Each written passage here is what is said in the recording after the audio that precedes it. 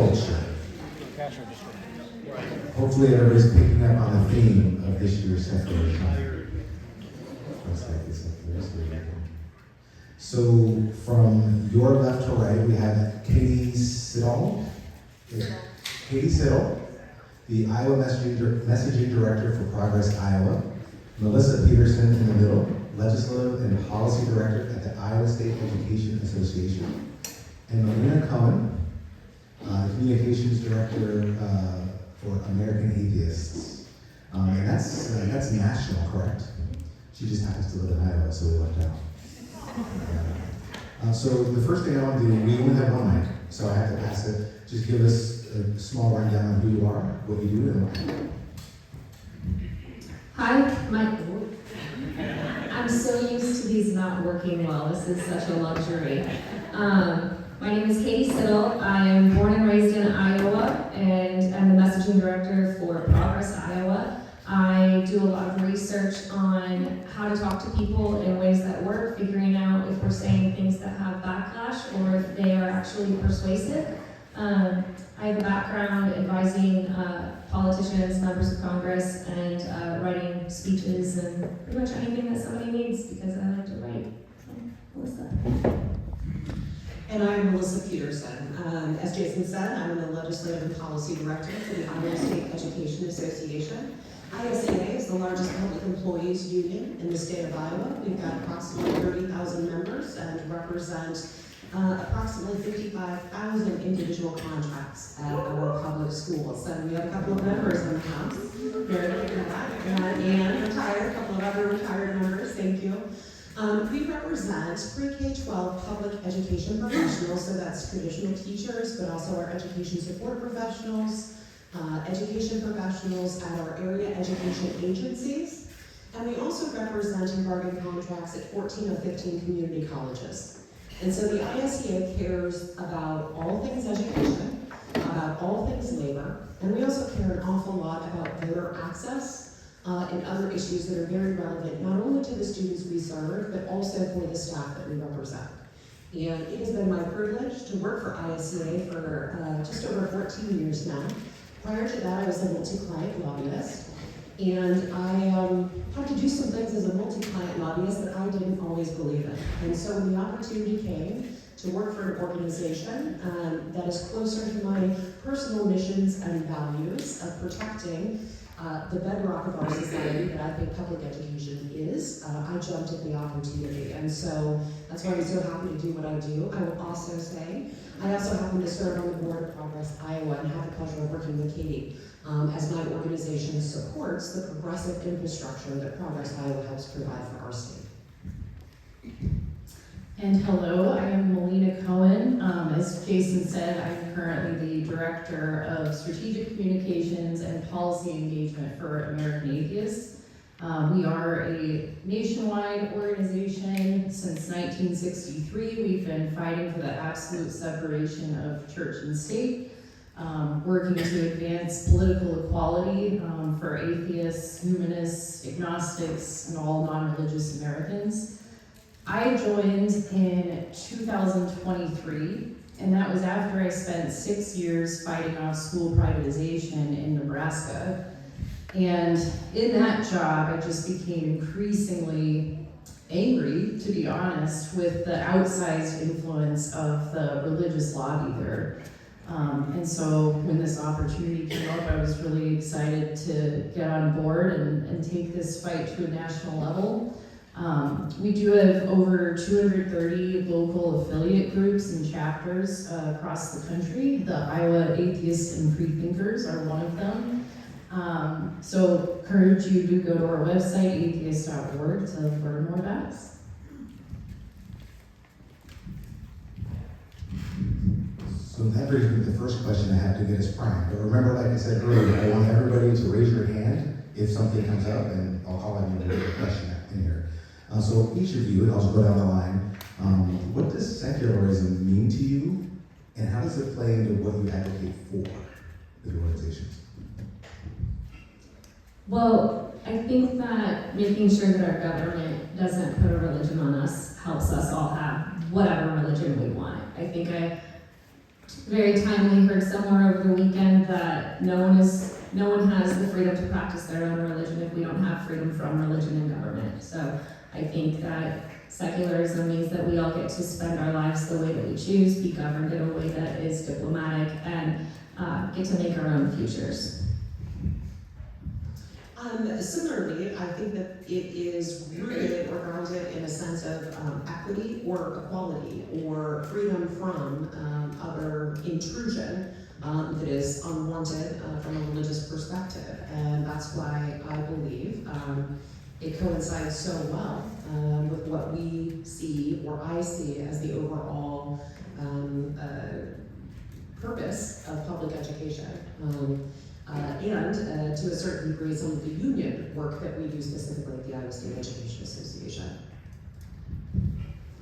And given that I work again for an organization called American Atheists, secularism it means a lot to me. I think about it all day, every day. I was raised secularly, so it's personal. On a professional level, on a civic level, it's certainly what you two said as well, about maintaining the separation of church-state, maintaining neutrality in important institutions, which I think allows pluralism to thrive.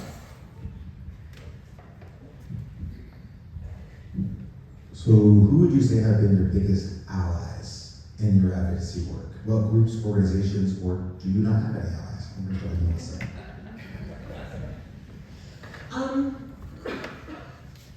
Quite frankly, it depends on the topic. And it depends on, you mentioned school privatization, which is something unfortunately we fell victim to in 2023, despite significant opposition. A lot of people woke up one morning and thought that we just started having a conversation about vouchers. Actually, we've seen legislation trying to establish a voucher program in Iowa since approximately 2014. And so we did a great job of beating it back until, quite frankly, our governor took action to get rid of some members of the majority party by taking unprecedented action, engaging in the June 2022 GOP primaries to clear the field. And I mention that because strange bedfellows kind of helped explain some of the relationships we developed. And it wasn't necessarily broken down because of party affiliation, but rather who truly did believe that there should not be any attempt to blur the lines between church and state when it came to using taxpayer resources to subsidize a parochial education, which is essentially what our voucher system has become, despite the fact that the resources don't go directly to the parochial institution, they take a pit stop at what is called an ESA. I don't want to go too weedy, but it gave us an opportunity to develop a lot of allyships across party lines with organizations that don't think taxpayer resources should be spent on parochial education, particularly at a time when our public education system that serves nearly 500,000 students across the state is underfunded by many standards. And so we developed allyships with the Interfaith Alliance, for example, with organizations like One Iowa, with Iowa Safe Schools, not just because of a joint understanding of what we need to do to support public education, but also for people who did not want to see taxpayer resources used to subsidize nonprofits, right? Parochial organizations that could engage in employment discrimination. Some people forget about the fact that parochial schools, they only have to hire the people they want to hire. They don't have to hire people who are identify as non-heterosexual. They can literally put in their policy, if you are unwed and pregnant, you're not eligible for employment at this organization. And so thinking beyond the traditional scope of public education allies and getting into the business sector, getting into taxpayer protection organizations, those were some allyships we were able to develop, but I would say in particular in Iowa, which has become more of a red state. We weren't always red. We were probably purple for quite some time. I will say we are now continuing to try to engage in developing further allyships with organizations related to oversight and accountability. That has been somewhat helpful as we try to establish clawing back Some of that oversight is in place of taxpayer resources. I mean, the first allies that come to mind are, of course, our members, volunteers like Jason and many others in this room. These are the people who are doing the work on the ground in their states and their local communities. And that's what makes us what we are, which is a grassroots movement. We too work with like-minded organizations at the national level. We work very closely with Americans United for the separation of church and state, ACLU. We also work with faith groups, the Baptist Joint Committee, Interfaith Alliance. And those partnerships are really important, and I think increasingly so in a polarized era that we're in. And then I think that there's opportunity to build connections to people who we may not naturally think of as allies when we talk about these things in terms of, and I think your organization has maybe talked about this with effective messaging, but it's like freedom is a word that unites us all. And there's like room to make connections with libertarians who are concerned about government overreach, that we wouldn't naturally think of as part of like a small progressive coalition. Pastors for Texas Children comes to mind. They're like a group that, they're a Baptist group primarily, but they are incredibly opposed to school privatization and vouchers. And I got to work with them back when I was in Nebraska. So lots of people. Thanks. I kind of think of Progress Iowa as not just a group with allies, but the ally and an ally builder. So we are not a front and center organization, which maybe why some folks here are just getting introduced to Progress Iowa, but we work a lot with the Iowa State Education Association, labor groups, Interfaith Coalition. We go wherever folks are asking, whether it's neighbor-to-neighbor programs and others help asking us to elevate their issues or help folks speak. But those allies exist in that progressive community where we are working with Planned Parenthood, we are working with One Iowa, I think I just said the Interfaith Coalition, and increasingly folks in the environmental space as well, like folks that are fighting for their freedom to have clean air and clean water. The Iowa Environmental Council, Food and Water Watch, Indivisible is getting a lot more engaged in these issues as well. And we blocked a pesticide immunity bill in Iowa this year. That's insane. I did not think that was going to happen, but I'm excited that it did. And the other piece of that Melina teed me up very well for that I was thinking about is we are building new allies in progressives who may not identify as progressives, or people who are progressive on certain issues, but not all. That's independents, no party voters, some of the Iowa libertarians, which are a pretty significant group in our state. So our messaging seeks to unite a lot more people and find what's most persuasive in Iowa to say. And that means not always talking to progressives, but people who you may not assume are progressive on your issue, but truly if they voted the way they really, really wanted to vote, they'd have a candidate that spoke to that for them. And so I'm going to ask the opposite of that question, because I think this is really what it gets into, is we've discussed the allyships and the coalitions that you help build. Who are you building against? Who are your opposition? Who are those who stand against what you stand for, and how do you interact with them on a daily basis? Well, as an organization that is fighting for the absolute separation of church and state, I would have to say it is maybe best described as the people who say that that is a myth or a misnomer. You can call them the religious right, you can call them Christian nationalists, but it is basically for us, people who are trying to rewrite our history, revise our laws, and just fundamentally don't believe that this is a secular nation, that our schools should be non-sectarian. That's how I would sum it up. Yes, and I would say, in particular, people who seek to undermine the entire profession of education. When, as someone who's been doing the work that I do for quite some time, education support used to be relatively universal, right? I could identify pro-public education legislators on any side of the aisle. Generally, everyone was supporting their community school. And I would say after 2010, with the Tea Party kind of wave, we started to see more people get more vocal about how we should start to investigate privatization or kind of this, have and have not mentality. And people trying to infuse division into what we always have considered to be the great equalizer, which is access to quality public education. And so if you had told me 12 years ago I was going to be the in-house lobbyist for an organization that some elected officials refer to as a group that harbors pedophiles and indoctrinators and all the things, I would have told you you're crazy.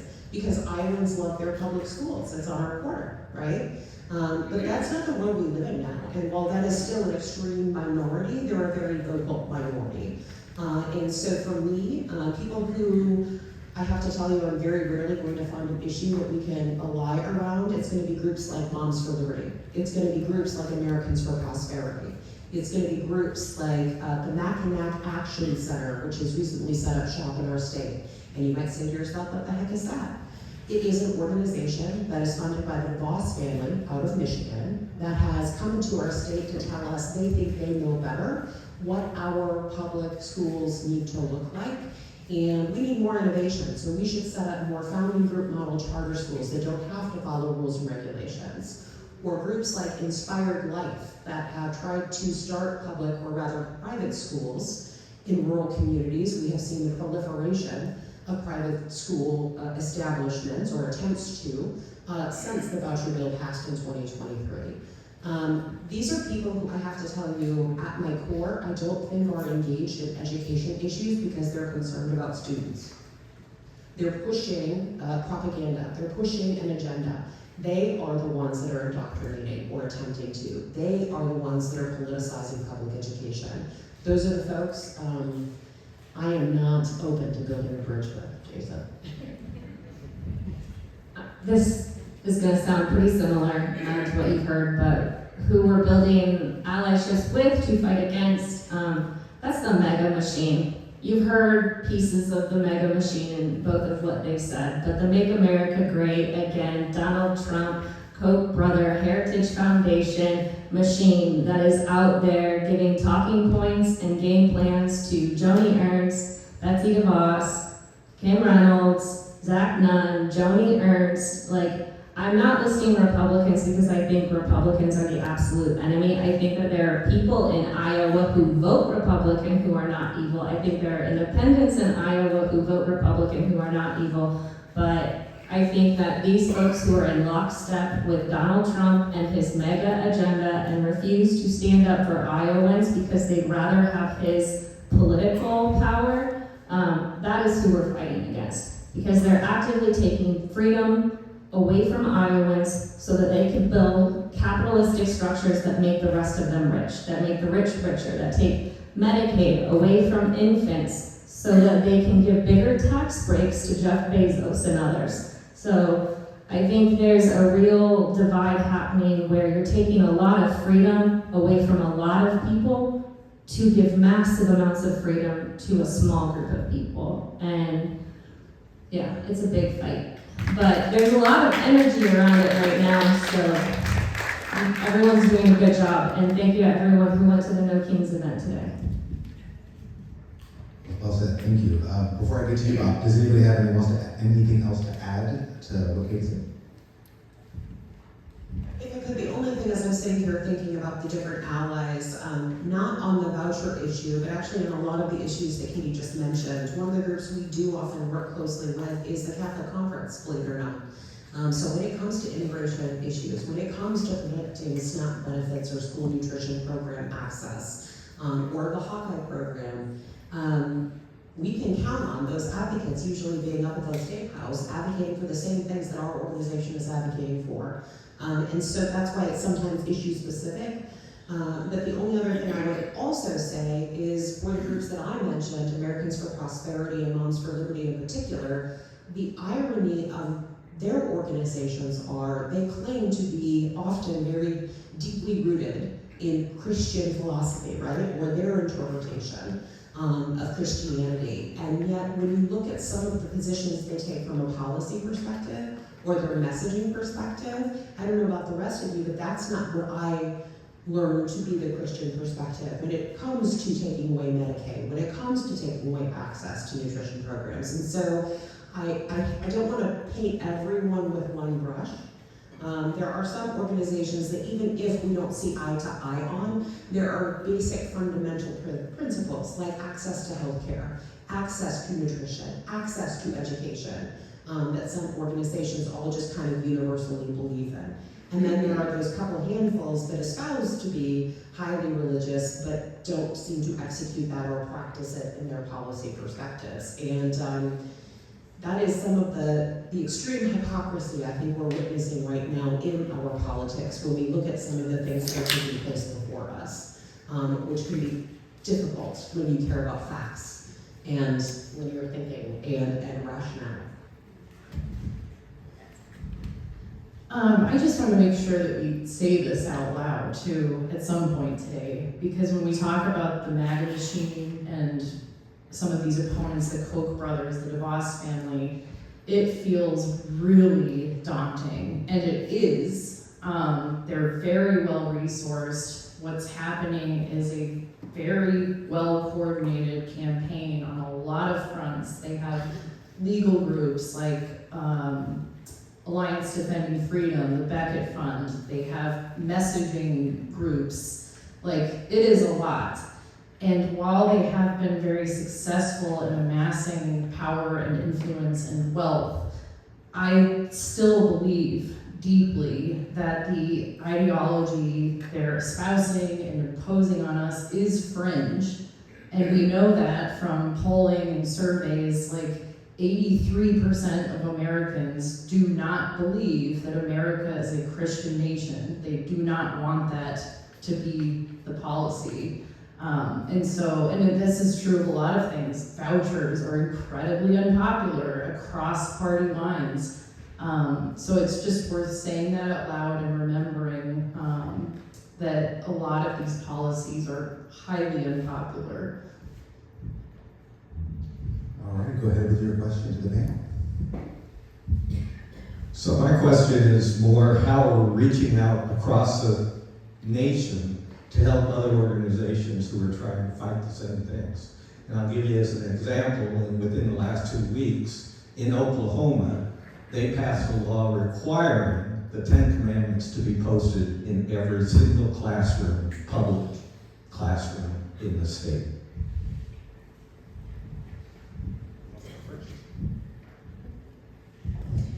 I will just tell you, not so much at the Iowa State Education Association, no, that's actually not entirely true. Sorry, as I have a conversation with myself as I process it. ACLU is becoming a common ally for a lot of the work that we do. You will see a lot of these states, I believe they understand that's ending up in the court. That's their goal. They want to get it to the court, right? And so you will see at the national level, the National Education Association partnering with the ACLU, partnering with other organizations, because we need the resources to be able to fight back. In some situations, the courts are stacked against us, right? So we need to be able to fight in an organized and collaborative fashion against that. And where I was retracting is ISEA is actually in a lawsuit. We joined with Penguin Random House Publishers a couple of years ago to push back on Senate File 496, which was a bill that was delivered, I want to say, gosh, what year, 2024, that said, it was, many people refer to it as the Don't Say Gay bill. You cannot provide instruction related to gender identity or sexual orientation in grades K through 6. Well, guess what? That means any gender identity. That means any sexuality. How practical is that in a classroom setting? And so courts, I would say, is one way that we are working together in a collaborative fashion, not only in this state, but also nationally. It has become a necessary step. as we seek to push back. I will also say we are working very hard to educate not only our members but also the public about what's actually happening at the legislative level. I would also say at the local government level. I appreciate this is not a political event, but no, we do have local elections coming up in November. And it's important that folks know what their school boards are deciding, that folks know what steps their county supervisors are taking. I don't care if you're talking about public education, if you're talking about sanctuary city status, if you're talking about clean water, all of those issues, we have an opportunity to elect people who share our missions and values, and people need to make sure they don't forget that, because they have an awful lot of power to make decisions that affect our daily lives. American Atheists is increasingly, our bread and butter is really doing state policy advocacy, so working in places like Iowa, like Oklahoma, like Texas, I mean, name a state, we're there, and we are testifying in support of good policies, opposing bad ones, working with our local groups to push back where needed. I mean, one success story I would say from last legislative session was sort of similar to the 10 Commandments bills we're seeing crop up, our school chaplain bills. And there was a big effort in Texas, first to oppose it, but when that failed, we worked with like the Interfaith Alliance, the Baptist Joint Committee, AU, all of these national groups, to educate school leaders and administrators and teachers about the role that they could play in implementing these policies, or rather not. And what we found was that that was incredibly successful, and I think there was, to date, there are only a handful, less than a handful of schools across the whole state of Texas that have opted to bring school chaplains in. So that's just a positive example of how we can work with state groups to affect change.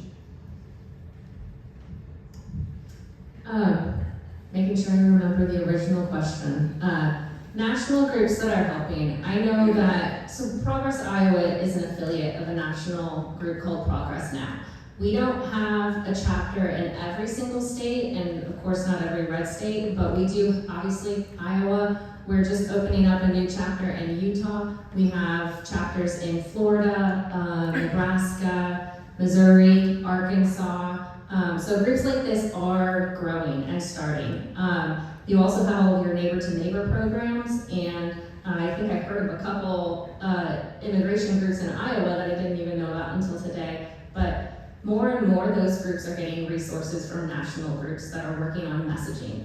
The National Education Association does a really good job of doing messaging research with some of the best messaging experts in the country, and they better that out. We are seeing a lot more money in the donor pools, philanthropy funding, grant funds. A lot more of that today is being focused on the people doing the work in the state.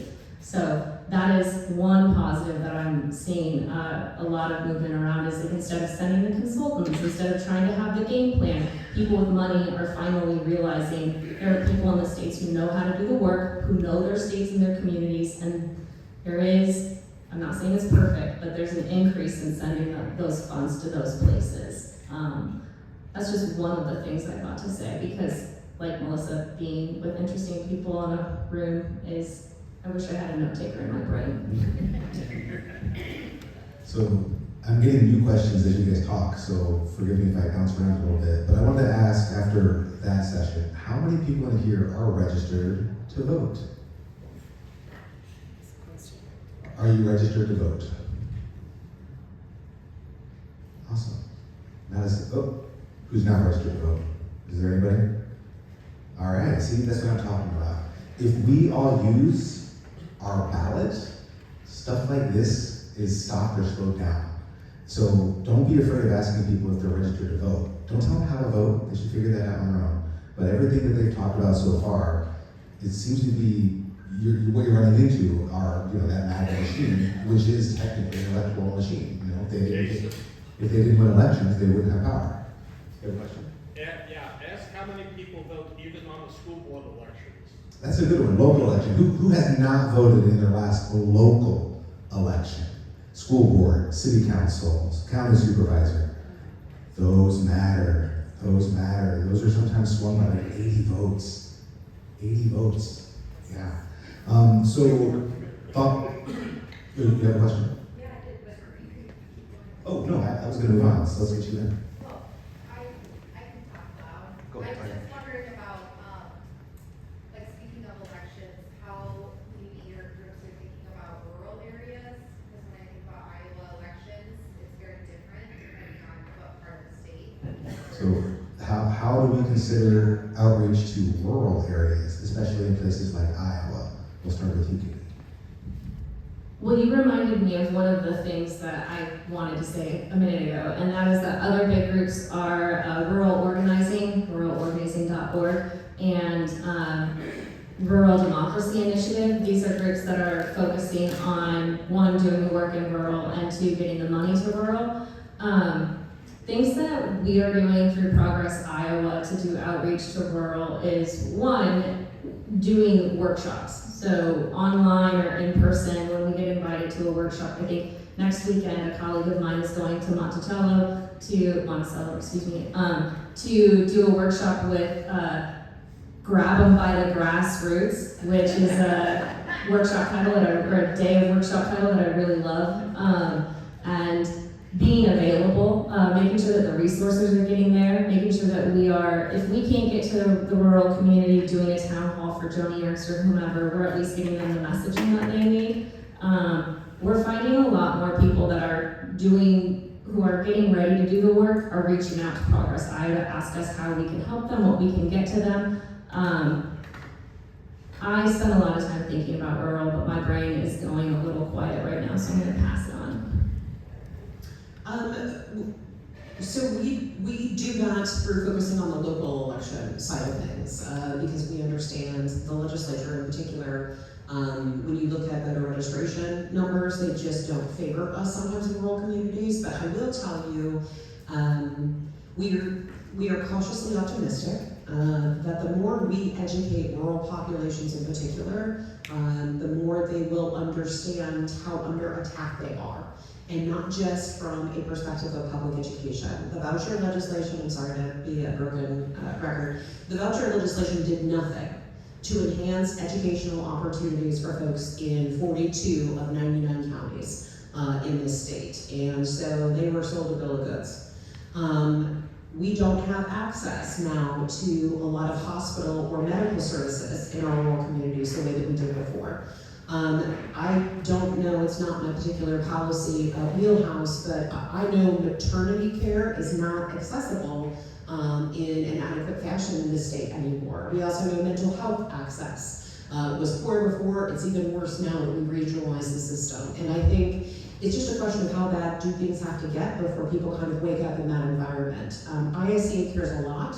We have members from all 99 counties, and we know our history as an agricultural state, right? We know we have a lot of members who have a spouse or partner that works for a public education school system that holds the benefits for that family so that the other spouse or partner can be a small business owner or work in agriculture, right? So if we don't support those public services, what is that family gonna do? They're not gonna be there anymore.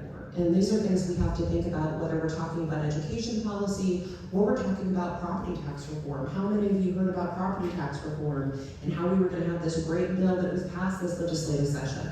Guess what? Every single version they came out with was essentially going to hold harmless ag taxes with decreased taxes for commercial property, but would increase residential property taxes. Some of the pushback they got, and one of the reasons why we didn't get consensus on that issue, is because it was going to have an adverse impact, in part on rural communities in particular, because without providing general fund state support for some of those services, we will see consolidation in a fashion that further cuts off rural Iowa. And so, to your point, it is really important that we focus on rural Iowa, rural Americans, and make sure that they have, again, equitable access to quality public services.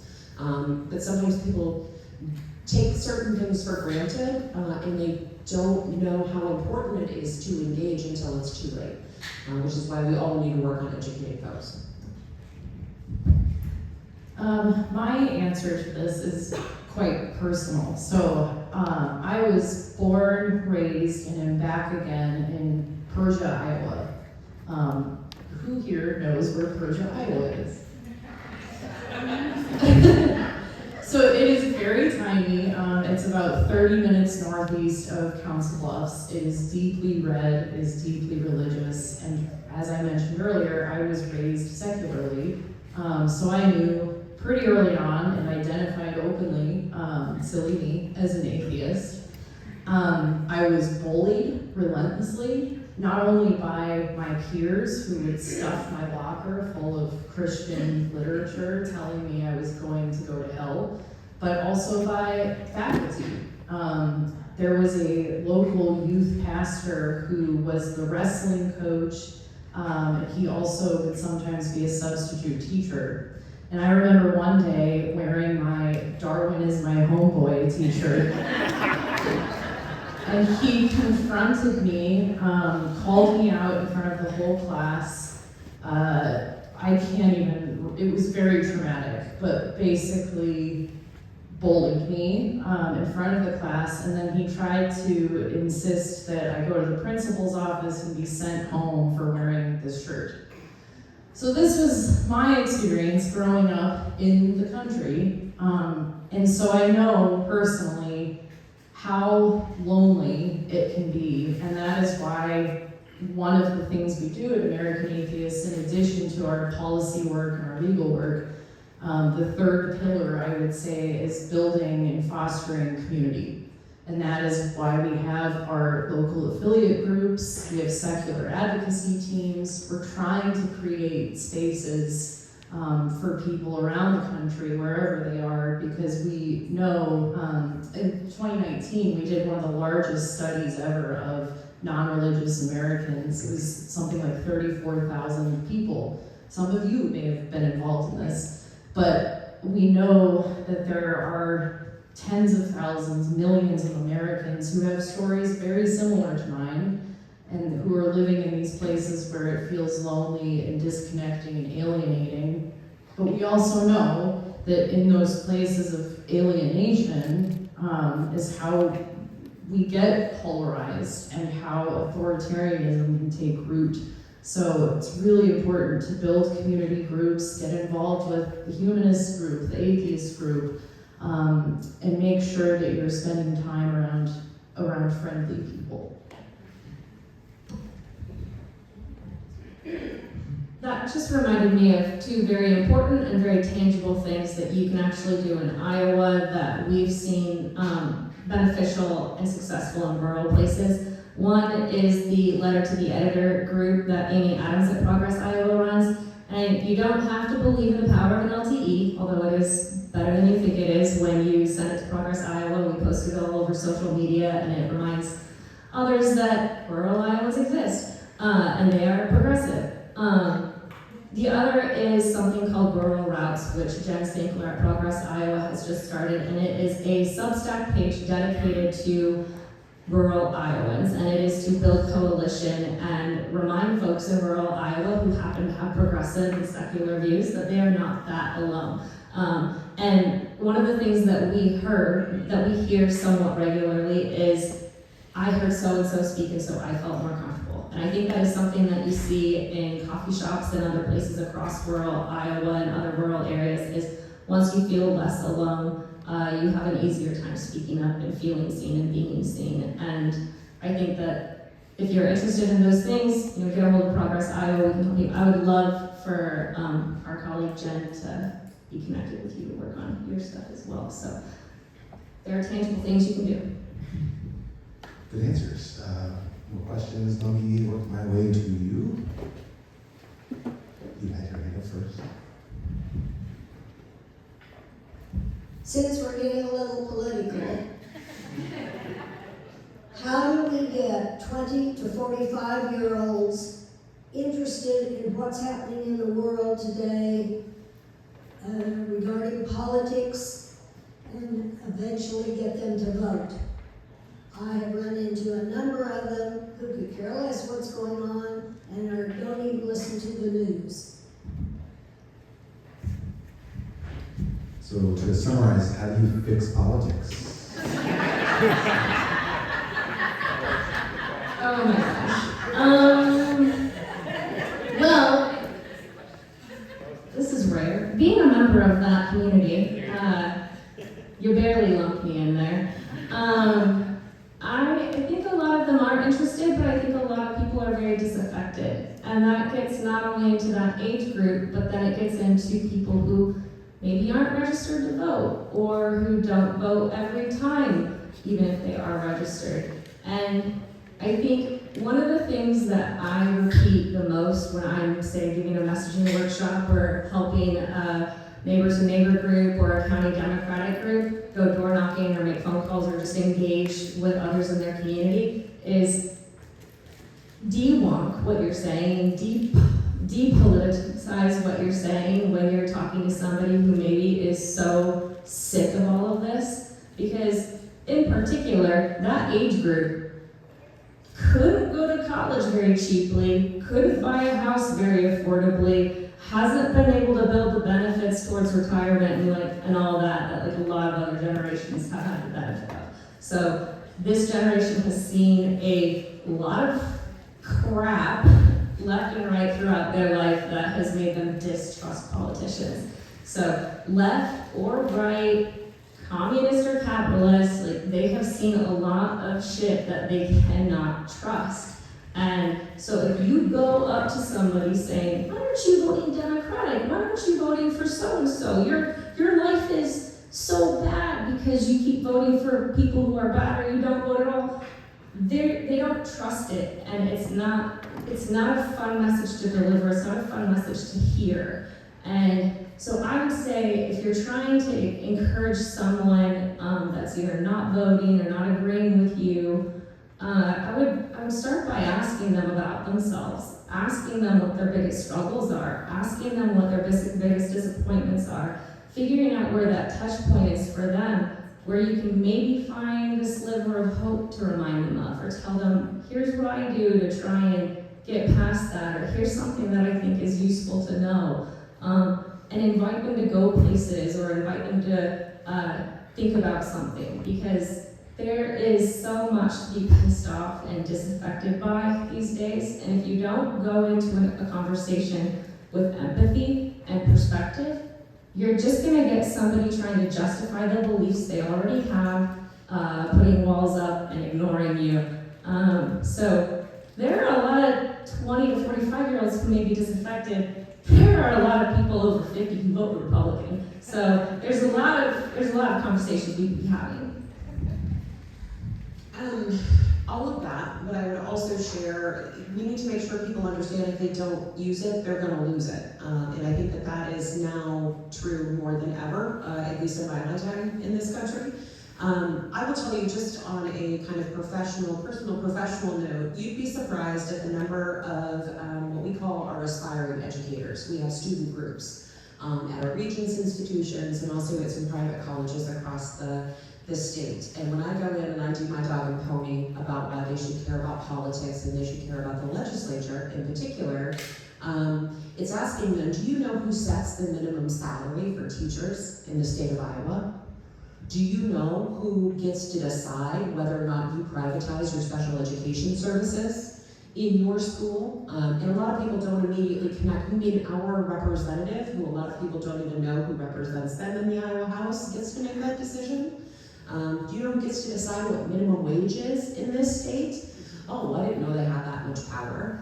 A lot of times, I think in particular, that age range you mentioned just sees Congress and sees how little is being accomplished at that level and assumes that it doesn't really have an impact. But at the end of the day, it is our local elected officials, it is our state legislators who do determine not only ISCA member working conditions, but also our student learning conditions. And they're the ones that get to determine what healthcare looks like. for people in this state. They're the ones who get to determine where our taxpayer resources are going to go. And so that's why everyone should care. We were actually talking just before our panel as we were getting to know one another. And I was feeling a little guilty because I wasn't at the No Kings protest. Sometimes you have to pace yourself when you do what I do for a living. What I will say I have found to be hopeful is that a lot of people, even if they aren't in that 20 to 45 year age range, as I was sharing before our panel, people I have been friends with, but perhaps we don't always talk about politics, have been reaching out being like, oh, look at the sign I made for XYZ rally that's happened in the last couple of months. And there are people I haven't heard that from before. So I do think people are getting engaged. They're getting not excited, but perhaps a little bit more enthusiastic or scared about what is happening. And we are seeing an insurgence of people caring in a way I haven't seen them care about things before. The question is, how do we make sure we don't lose some of the momentum we are experiencing now as the session just ended and as Congress is considering the big, bad, or beautiful, depending on your perspective, I guess, bill. How do we make sure we don't lose that energy before we go into the next general election in particular? And that's why we do need to be careful, as Katy said, about being too divisive and being too overly political. Breaking it down on an individual level, I think about what some of the decisions lawmakers get to make might mean for you and yours is also very helpful, which is where storytelling and personalizing those experiences can be quite powerful. Well, I will say to start, American Atheists is a 501c3 nonprofit, so we are nonpartisan. We do believe in the Johnson Amendment, and so we don't do a lot of electoral or candidate work so much as we do the legislative policy. But before American Atheists, before my school privatization job, I worked on a lot of political campaigns. And I will say that at that time, I actually think the age group you're mentioning was really excited. And since then, a lot of things have happened that have left that group feeling very, disillusioned, disenfranchised. And we did talk about this a bit in the first session of the day, but there's a really good book called How to Win an Information War. And I was thinking about that on the drive here today, but it can kind of be summarized by three things, which is in this order: feelings, facts, fostering community. And so if you think back to the first session this morning, or if you think back to any time you've been in a Facebook comment section, you know that you can't just lecture people or hurl facts at them. It's basic psychology that they're gonna get defensive. They have walls up. These are beliefs that are deeply held and a part of their identity. So you do have to find some way to start from a place of empathy or find some common ground. Maybe it's like disgust with corruption, wanting fairness, wanting freedom, these things that are like bridgy ideas. Once you can break through that feeling thing, you can begin to introduce facts. And then finally, I think especially with younger people, especially with social media and new media, there is a big part of that demographic that has found themselves in an echo chamber because it provides them community of some kind. And so we that are left of center and maybe very far left of center have to prioritize building alternative spaces, alternative communities, so that there is something for them to go to if and when they sort of do deprogram. They're not just left searching and flailing around. You have your questions too?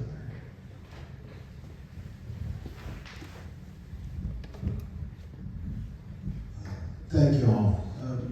My question is probably best answered by Melissa. It deals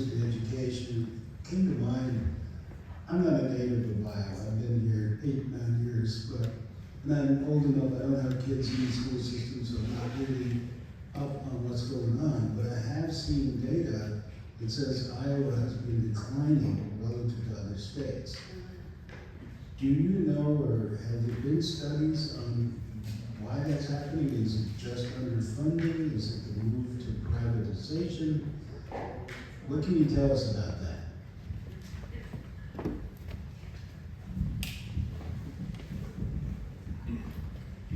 So, thank you for the question. I will say it really depends on what kind of metric you use. I will be the first person who will say our members, education professionals in general in this state, are doing an amazing job.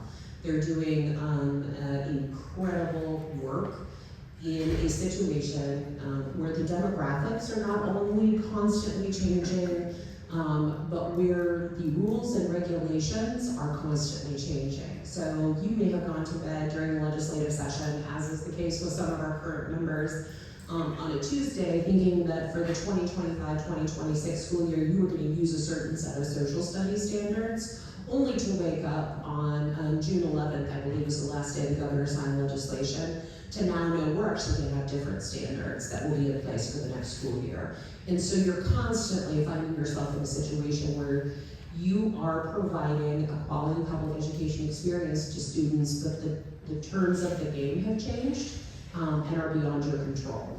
Now, I will also tell you, Iowa continues to be top in the country. We always compete with Minnesota when it comes to graduation rates and also with ACT performance. So we're delivering a great education to our kids. But class sizes are getting bigger. Programming is decreasing and being cut regularly. So what if you're like I was when I was going through public school here in Iowa, and I learned early on I was not going to be a mathematician. I was not going to be a world-renowned physicist. But I really like debate, and I really like literature and English and history, right? But maybe I also really liked music. But all of a sudden, they don't have a music program anymore because it's too expensive, and we spend too much time with standardized assessments, so music programs aren't important. So then kids don't want to come to school, and they don't want to excel in certain areas. There are so many factors that go into performance and student achievement.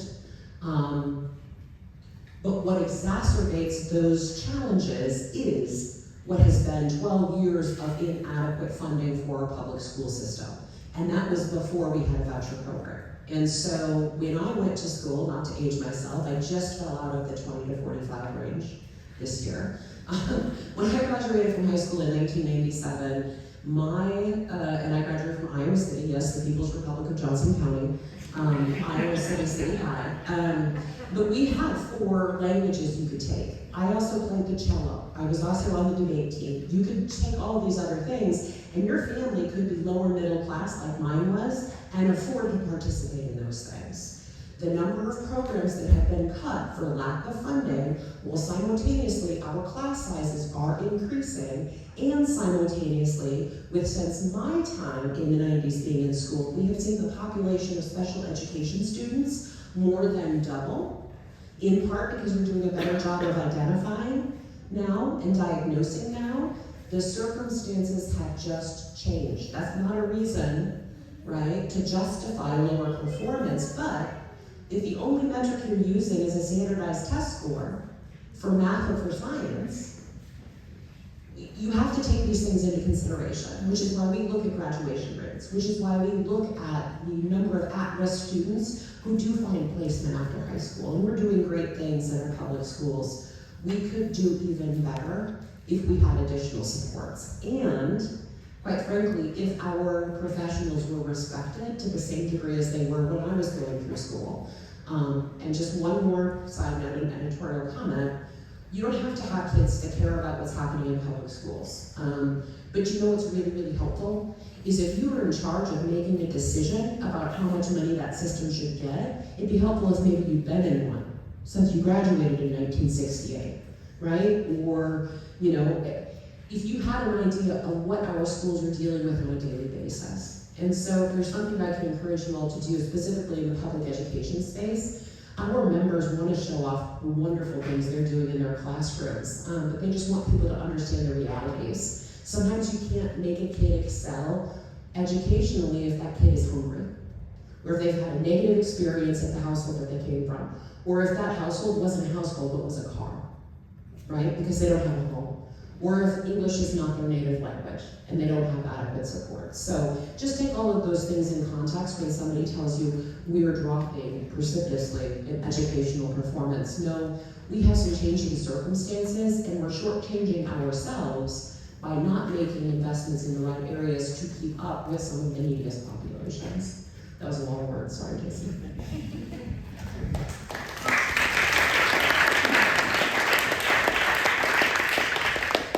I just wanted to say a couple things about that answer, obviously. And I want to pile on a little bit because I think Melissa made it really clear our teachers are still doing an awesome job. There are still ripple effects through not just schools, but communities. I went to I had a very different school setting than she did, not in Iowa City, probably more like Melina's. My first elementary school in Mallard, Iowa, consolidated with West Bend when I was in the 3rd grade. Mallard, Iowa doesn't really exist anymore. It was about 500 people when I lived there. It's less than 200 now. When I drive through, I don't recognize it. The things that are going through the legislature that are attacking public schools are also attacking rural communities. And there's more piling on that's going to affect those schools and those communities. Iowa's DOGE is considering combining counties. What is that going to do to taxes and farm service agencies and anything else, county, state, federally, that rural communities rely on? Public schools, to me, being from a rural community, both Mallard and then also Newton might be barely rural to some people, but my experience, it's rural, it still gets USDA home loans. Those are community bedrocks. Keeping a public school in any community, but to me, those communities specifically, keeps the community flowing. It's teacher jobs, it's a place to vote, it's a place to have a book sale, it's a place to have a fundraiser. It's a place to have church if your church got flooded. Because I didn't grow up secular, I grew up Methodist. They're pretty cool when it comes to Christians.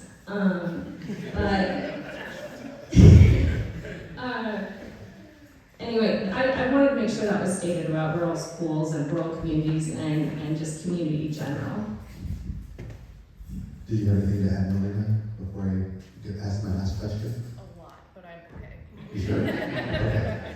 So we are coming up on our time with this wonderful panel, and I want to recognize something that I think has become obvious to all of us, I hope, is that they're all experts in what they're talking about. They know what they're doing, they know what they're talking about, they have passion. You guys don't do this for fun because you enjoy getting yelled at by people all the time, you do it because you care. So the question I want to ask all of you, do you think your role or your organizations would exist at all if Christian nationalism is adopted in Iowa or across the country? Probably not. I mean, would it be? That's a really hard question. If Christian nationalism won, would I still have a job? Would my group still exist? It'd be really, really hard. I mean, if you're fighting to survive and live your life, like what's going to happen to somebody like me who is out there publicly telling people how to resist? Is it safe?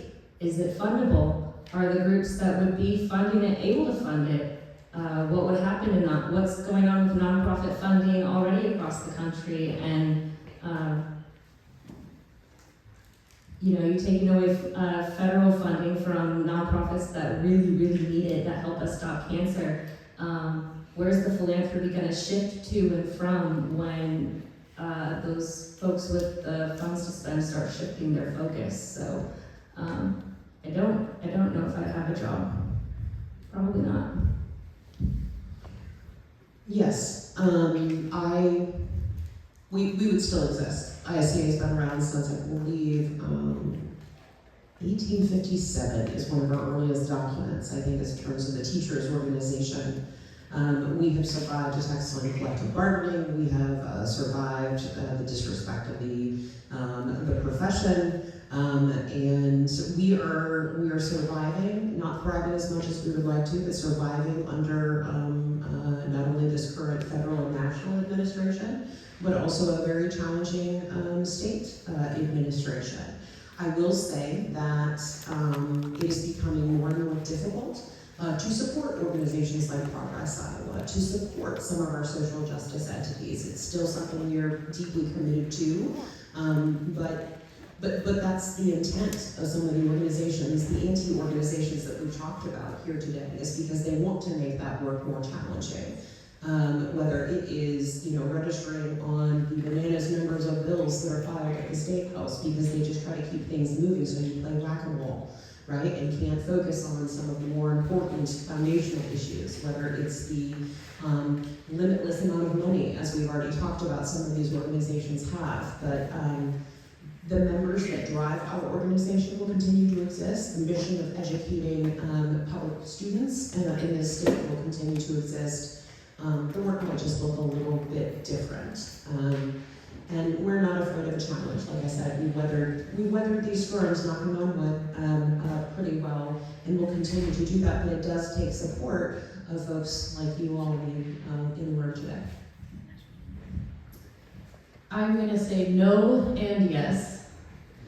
No, in that one of the proposals that these groups like Heritage Foundation have already put on the table in front of Congress, is something that's been colloquially known now as the nonprofit killer bill. HR 9495 was its original number.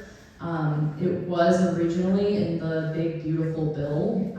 They took out this provision before it passed the House, but we're closely watching to see if the Senate puts it back in. Basically what it would do is give the Treasury Secretary the unilateral authority to deem nonprofit groups terrorist supporting organizations, revoke their tax exempt status, but in addition to that, it could just mire people, groups like ours, in investigations and audits, public smear campaigns, all of these things. So I know at American Atheists, we're taking that very, very seriously. We have formed a resiliency committee, we're calling it, of staff and board members to talk through some of these worst case scenarios so that we are prepared to carry on. So no, I think if they fully succeed in everything they want, I don't think we would exist as the C3 that we are today. But yes, there would still be a need for our organization, a purpose for the work we're doing, and of course we, the people, are not going anywhere no matter what.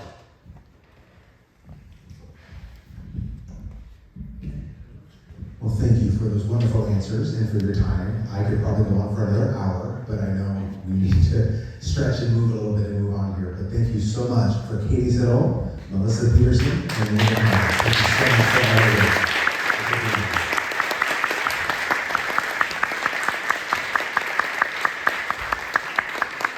If you have more questions for them, I'm sure they'll be hanging around for a few minutes. Maybe you can ask the questions individually. At this point, we're going to take a break and resume here at 2:25.